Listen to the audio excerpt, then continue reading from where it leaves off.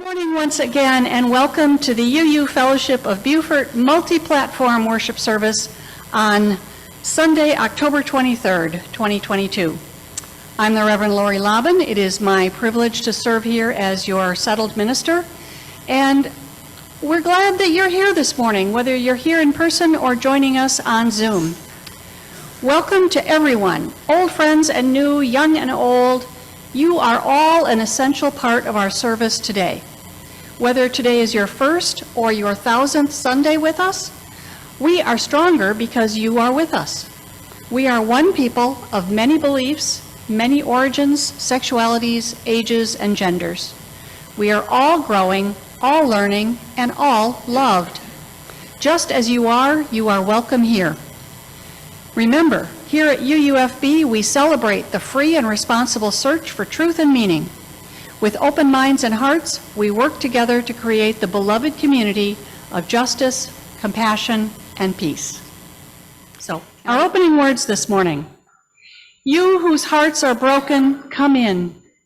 You whom pain has touched and sorrow and shock. You who have cried this week and read the news with sadness.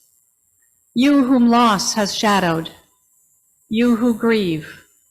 Come in. Come in. You with hearts open to joy and hope, come in. You whom love has touched and friendship and wonder. You who have laughed this week and felt gratitude for life's many blessings. You to whom gifts are given in abundance. You who rejoice, come in. Come in. All our hearts are broken and open. All of us here grieve and rejoice. This is our place and this is our hour to gather and sing and cry and laugh. Come, come in. Let us worship together. And for our chalice lighting, Tom? We gather this hour as people of faith with joys and sorrows, gifts and needs. We light this beacon of hope, sign of our quest for truth and meaning in celebration of the life we share together. And I invite those of you who are comfortable with saying it to recite our mission statement with me. Our mission is to create a joyful sanctuary for spiritual and intellectual growth, embracing all souls in a nurturing community from which we go forth as activists for social justice and as stewards for the natural world. And I invite you once. Well, this is normally the place in our Sunday service for a story for all ages, but we thought it might be helpful to use this time to review what it is that Lori and I actually did when we walked the Camino de Santiago this year, before jumping into what it meant and what we learned from it. If you were at the service last March that sent Lori off on sabbatical and sent both of us off on Camino, you may remember the distinction between outer Camino, that's the logistics and the physical challenges, and the inner Camino, the emotional and spiritual journey. So this shorter element of the service covers our outer Camino, so you can know the context of the main messages later in the service concerning our inner Caminos. And by now, I hope you figured out that the way in the service title refers to El Camino de Santiago, a 1,000-year-old Catholic pilgrimage that ends at Santiago de Compostela in northwestern Spain. Indeed, it appears that even that was overlaid on pre-Christian pilgrimage routes. So let's project the map now. Okay, it looks complicated, I know. On April 22nd, Lori and I set off from Saint-Jean-Pied-de-Port, France, with all our needed possessions on our backs on one of the most popular routes, the 500-mile Camino Frances. We climbed through a pass in the Pyrenees, entered Spain, even though that higher route was officially closed due to winter weather conditions. We walked westward through Pamplona, through the wine country of La Rioja, through Logroño to Burgos, where we celebrated my birthday on May 7th. We walked up to and began crossing the High Meseta in the center of northern Spain. By the time we reached Sahagún, which is the official halfway point, Lori had twisted her ankle, partially recovered from that, and next developed an inflamed knee in her other leg through compensating for the ankle. So we walked more slowly through Leon and onto Astorga, where we finally made an assessment that her injuries would require more rest than a day or two on the side of the trail. But reaching Cruz de Ferro was important to us, and with 3.5 more very short days, assisted by a packed transport service, we did get there. And more about that during the Inner Camino messages, I think. After Cruz de Ferro, on May 27th, we turned backward and, traveling as tourists now, stayed again in Astorga and Leon on our way back to Madrid for our flight home. And we refer to this as Camino 1. It was 300 miles in about 5 weeks, and I think that's a pretty respectable Camino just on itself.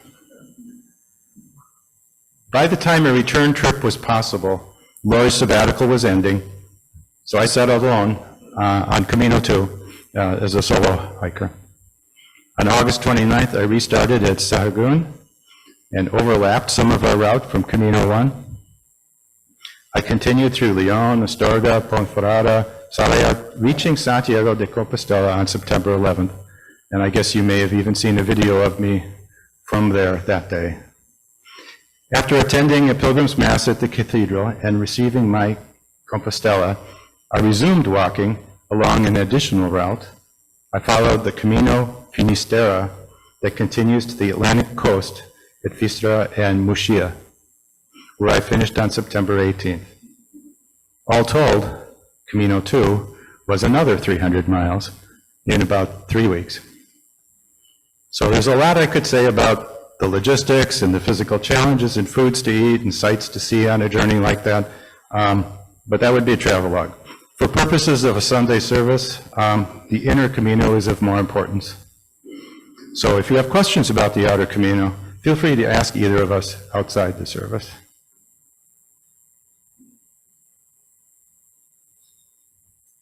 And now I invite you to settle in, get comfortable, shift gears with me, and join your hearts and minds with mine in a spirit of prayer, meditation, and contemplation. It's a pilgrimage, like a trek around Mount Kailash or perhaps Bodh Gaya, but it's life itself, the whole thing, every moment. On the high passes of Mount Kailash, pilgrims hope for a kind of death, a rebirth of spirit. And it's not a bad thing to go there, do that, if time and money allow. But what of this journey of every day? And what can we learn from the pilgrims there? They, light-headed in the altitude, gasping in amazement at the alternation of clear, bright sunlight and wind-blown snows amid the vast craggy highlands and steep, worn paths. It seems to me a wind blows from Mount Kailash or somewhere, and so we pilgrims of sidewalk and parking lot are sometimes taken unawares, not so much by wind-blown snows as by apples in the supermarket or sunshine through the trees next to the school. We gasp in amazement, lifted from our everyday selves for no reason at all. Let it be a pilgrimage each day, and may all our journeys be blessed. Blessed be, and amen. Well, as Tom said earlier, last April, we embarked on the Camino as part of my sabbatical. At the time, we had just held the memorial service for our son, who had died 4 months earlier. We, like the rest of the world, were just beginning to travel again after basically being on lockdown during the pandemic for 2 years. And during the last service before sabbatical, I said that my soul was tired and my spiritual well was dry. And I didn't say it out loud, but I knew that my ability to do ministry was in jeopardy without a significant break. I learned about the Camino 6 years ago when my friend Fran went. And now Fran and I have never really met in person, but we got to know each other as bloggers and then became Facebook friends. And we talked via Skype when Tom and I began planning to go on Camino, and she gave us a lot of good tips. Now, if you know Tom, you know that he does wilderness backpacking. In fact, he completed the hiking the Foothills Trail in North Carolina this past summer. I am not a wilderness backpacker. We have walked together for a long time, though. We walked around the east side of Milwaukee when we were dating. We began Volksmarching when we were living in Missouri. And we walked 4.5 miles almost daily around the decommissioned golf course in Royal Pines during the pandemic. Setting out on a 500-mile walking pilgrimage, carrying everything we would need in packs on our backs, that was a whole new level of going for a walk together. Along the 300 miles I walked before injuries made me stop, there were many times I made mental notes, and if I remembered, notes in my journal, of lessons learned. The first lesson, well, I can laugh about it now. Did you ever take a photo that once you looked at it, you just deleted it because your own shadow was cast over the photo's subject? Ever done that? Well, we were walking through an area that had seen a lot of rain. So there was a lot of mud, a lot of muddy, boggy areas, some standing water. And there were places where you couldn't really tell if the ground was solid or not. The sun was at our backs, so inspecting the ground ahead was hit or miss with our own shadows being cast on the ground in front of us. So I spent some time pacing back and forth and trying to find just the right spot, just the driest route.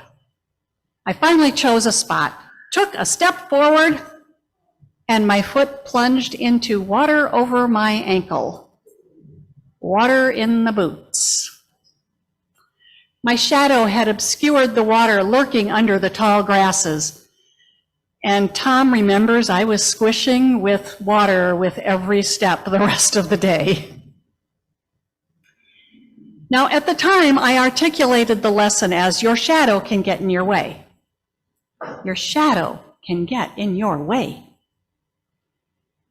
Really, it should be, I think, you can get in your own way. You can get in your own way.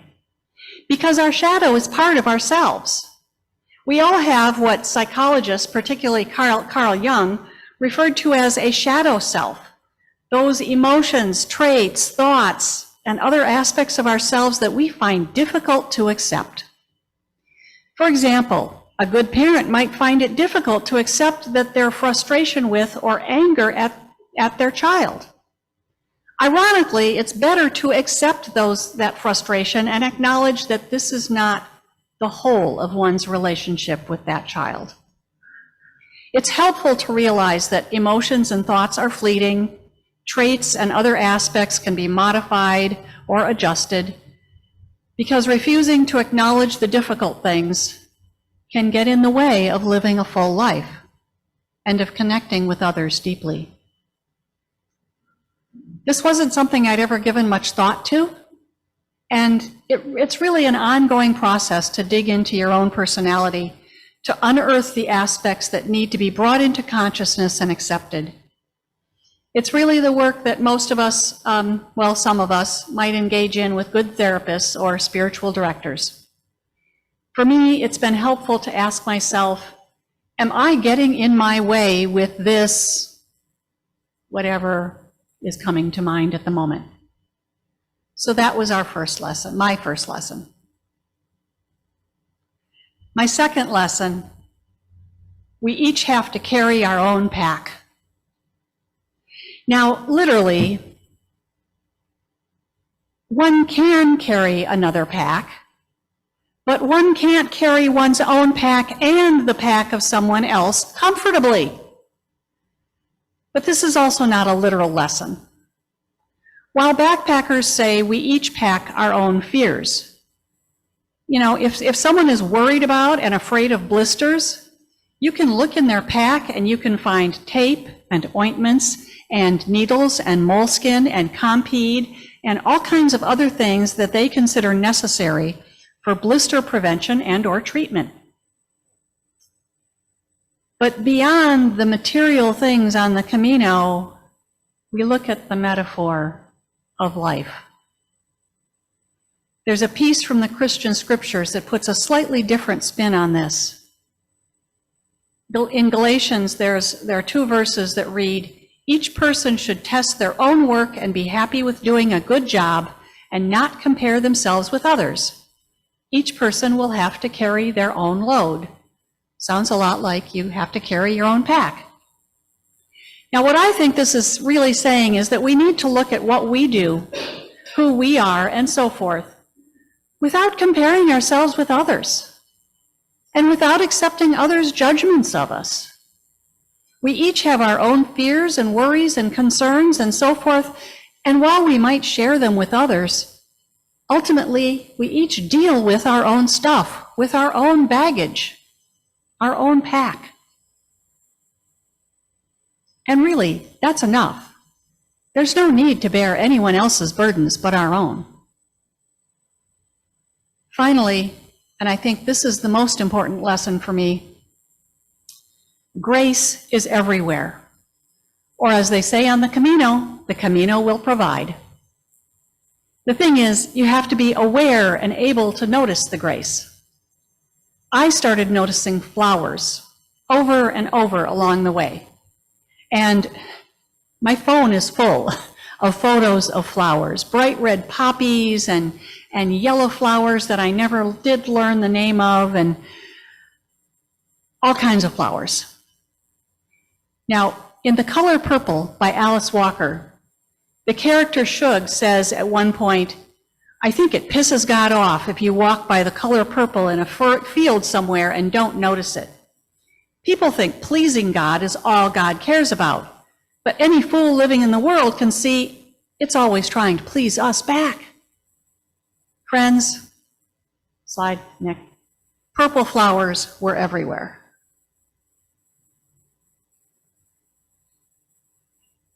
There were lots of purple flowers, but we saw those over and over and over. Now, noticing the flowers led me to noticing more and more. I noticed when I was walking on ancient Roman roads built before Jesus lived. I noticed when I was moved to tears by beauty, and I was frequently. I noticed when I was moved to tears by grief, remembering our son. I also noticed the random acts of kindness that happen on the Camino. There was Angel.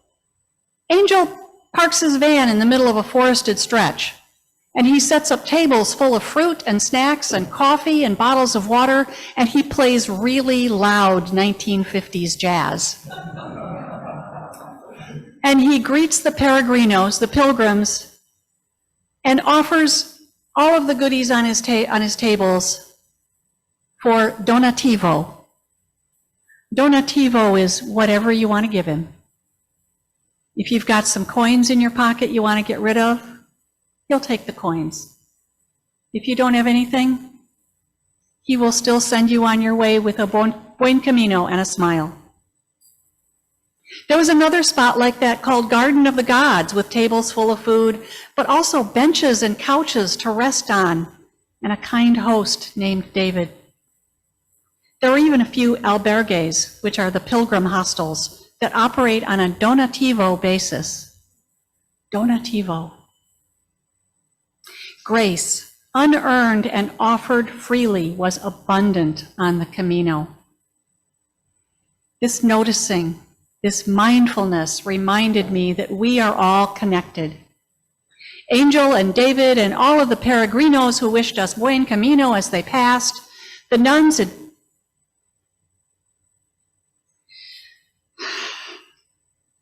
It's an emotional moment.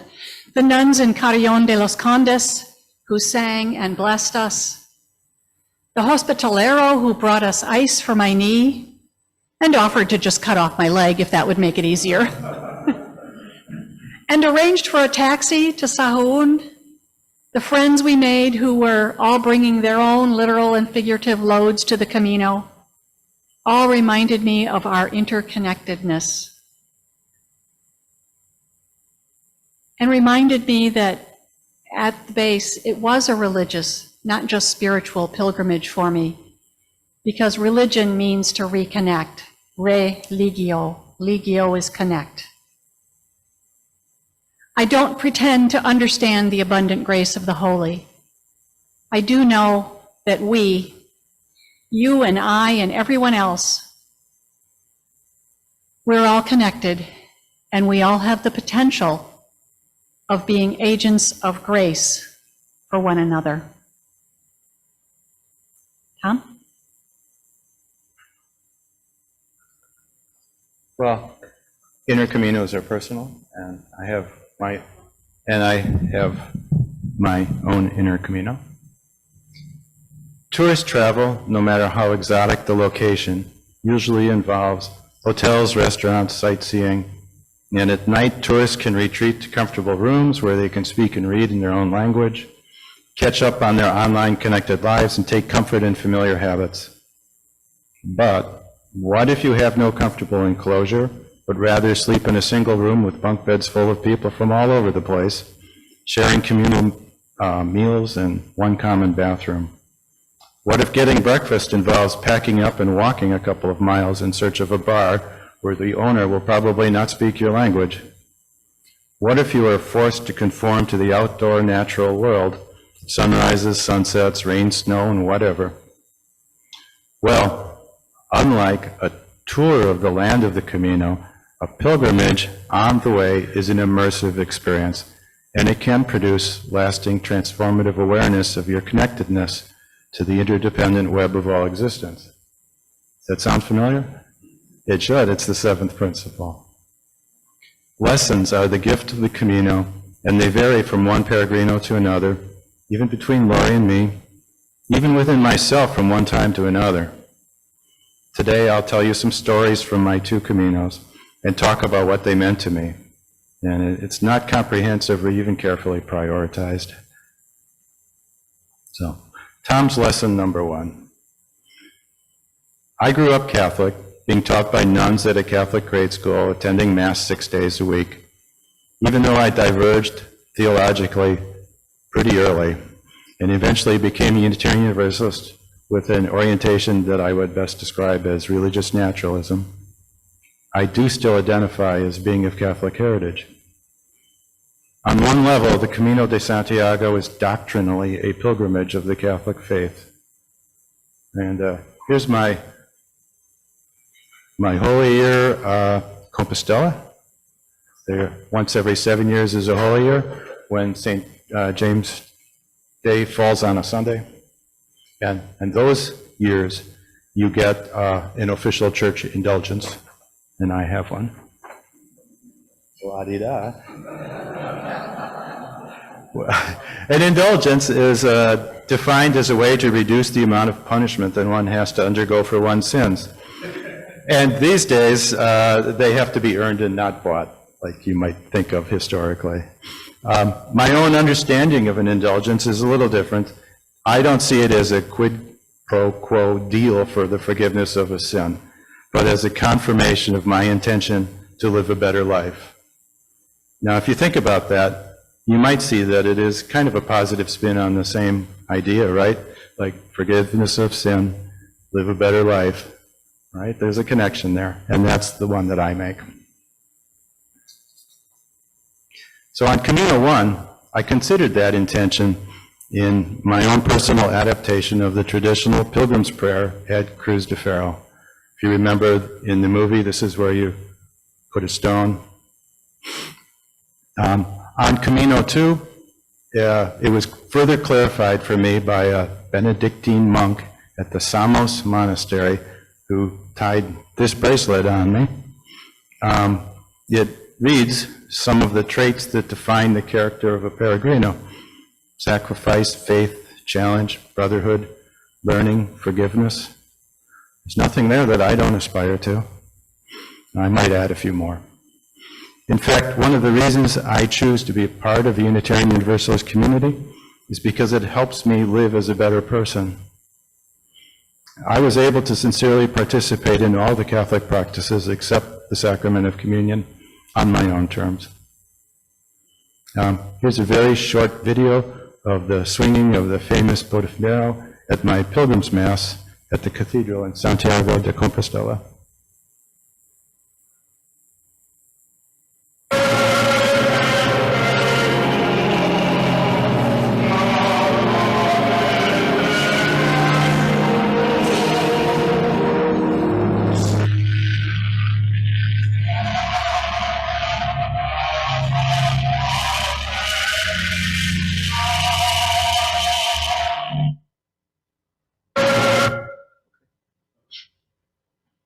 That's done at the end of the Mass. It's a sort of a blessing. It had some origins, I think, in hygiene, but it has been ritualized. So Tom's lesson number 2. I was already a backpacker before the Camino. One of the aspects of backpacking culture is a competitiveness about trail distance and difficulties you have overcome. One of the first things you do upon meeting a fellow backpacker is to establish your pecking order, right? It was an intention of mine to practice being less competitive as a peregrino. And that can be quite difficult for me. For some peregrinos, an average pace of 12 miles per day is a tough physical challenge, from which they learn their own limits, but that simply didn't happen for me. I have limits, and through a series of mishaps, I found them on the Foothills Trail last summer between the two Caminos, but that's another topic. On Camino 1, my hiking partner over there, while a capable hiker in her own right, developed some injuries that affected both of us.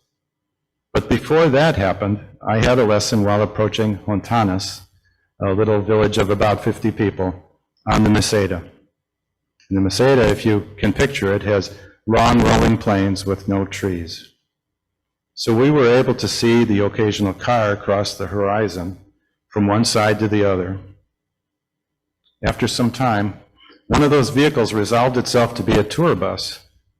And as it slowed down and came to a stop just at the intersection of the trail and the road, as we approached, we could see people climbing out and putting on some very, very small day packs. And they began walking away from us towards Hontanas, and I was getting a little angry. There go all our beds for tonight. And I felt that this horde of tourist types was going to cheapen my definition of my Camino. Well, we eventually caught up with the slowest of them, who was an older woman from Nuremberg. And we chatted and compared stories, and she was the sole caregiver for her husband, who suffered from progressive memory loss. And just this year, he had reached the point of no longer recognizing her. So, finally, after many years of wanting to go, she felt she was able to take a pilgrimage without any impact on him. But she had waited too long, and now a tour bus that dropped her off just a couple miles outside of each village that she would stop at was all that she was still capable of. Well, her story realigned my perspective like a whack on the side of the head. The pilgrimage is not the physical trip. Ability is not a virtue. It's a blessing that I have here and now. And by the way, they were all headed for a hotel, so there wasn't even a race for the beds. Well, little did I expect that I would ever be on the receiving end of a judgment like that. But on Camino 2, I encountered a pair of couples walking together who thought they would peck me down. And the last 100 kilometers, that's about 62 miles, is the minimum distance required to earn a Compostela. So that final section is much more crowded, And there's a lot of additional people that jump on just before the 100-kilometer mark. And I thought I might make conversation with some of these newbies as I walked near them. It was their first day. And when they asked about me, not wanting to brag, I just said, well, I had walked the Camino Francais from Saint-Jean-Pied-de-Port, assuming that they knew what that meant. But they proceeded to explain to me that they had done the Camino del Norte last week, and that was much harder than the Camino Francais. And I was a little flabbergasted because the Camino del Norte is 550 miles, and nobody does that in a week. Well, the explanation is that they were on a sampler tour that gave them a couple of short days on each of 5 different routes, and then they would take a bus into Santiago. And that's what they meant when they said they did the Camino del Norte, or the Camino Francais. Sheesh. Of course, they're free to take a tour of the lands of the Camino. That's a different thing from a pilgrimage. So the lesson here was how useless pecking orders are. So here's a photo of some diverse peregrinos sharing a communal meal. And from the left, we come from Germany, France, South Carolina, Italy, and Brazil. And this was just one day before reaching Santiago. We walked together, but we separated as we approached the city so that we could enter individually instead of, chatting silly things as you go.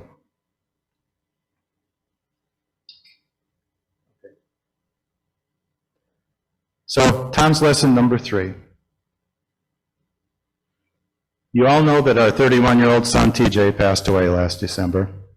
And what had been planned as an interesting adventure for Lori's sabbatical was transformed into a working through of grief for us.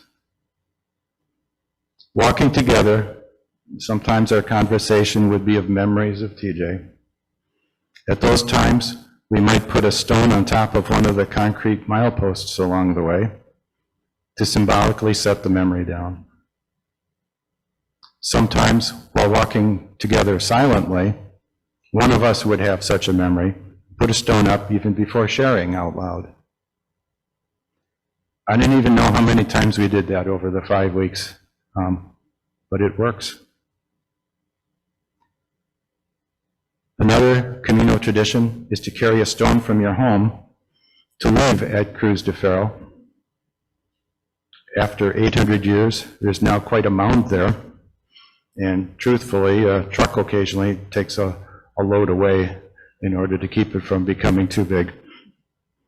Before we left home, I went outside and picked up a piece of gravel from the side of our driveway and stuck it in my pack. But somewhere along the 300 miles of carrying that stone, I realized that it was from the very spot I stood when we waved goodbye to TJ the last time we saw him. And you may believe that I was somehow guided to pick up that stone, or you may believe it to be an incredible coincidence. But I now carry the memory of symbolically setting down that memory. Later on Camino 2, between Santiago and Fistera, we were both walking solo when I met Christopher. Christopher had caught my attention because he was wearing a leather necklace with a small wooden tau, the Greek letter, which is a symbol of the Franciscan order. He asked why I was walking, and when I explained about TJ, he gave me his necklace. It had been given to him by a Franciscan monk, and I wore it while he told me his story. Christopher is part of the new modern diaspora from Hong Kong, if you didn't know there is one, and his son had also died. His 20-year-old son was prone to seizures, and one day last year had one at the top of the stairs. He fell all the way to the bottom and later died of his injuries. And I was shown a picture.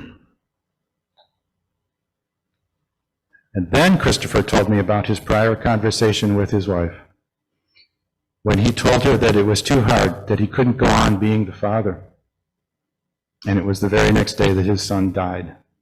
And Christopher has moved to Vancouver, and he's already walked several Caminos, and seriously, he is seeking forgiveness. That's what it's about for him.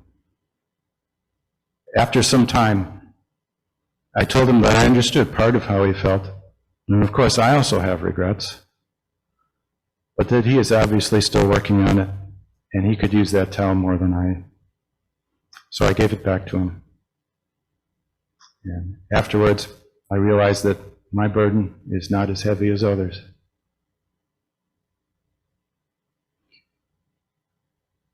To end here, I have a short video of sunset at Praia do Mar de Fora on the east side of the Finisterre Peninsula, the so-called end of the world.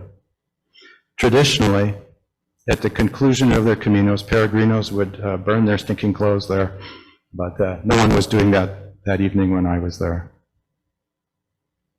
Could you play that last video?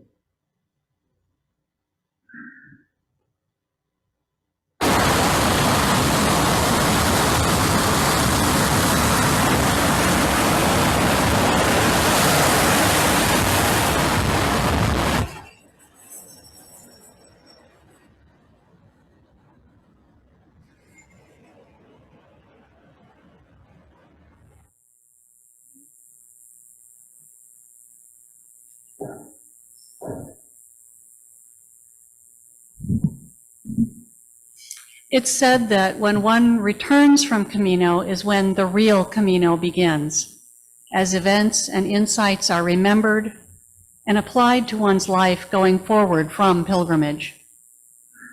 We are both grateful for the lessons of the Camino and for the experience. I'm grateful in particular for the opportunity and privilege of having the time afforded by the congregation's gracious gift of sabbatical, which allowed me to rest and recover and return here rejuvenated to continue our shared ministry together. Merci. Gracias. Thank you. What we call a beginning is often the end, and to make an end is to make a beginning. The end is where we start from. We shall not cease from exploration, and the end of all our exploring will be to arrive where we started and know the place for the first time. And I invite Tom forward to extinguish our chalice, and I invite the rest of you to join me in our words. The chalice flame is extinguished until once again ignited by the strength of our gathering in community with a commitment to justice and our hearts full of love.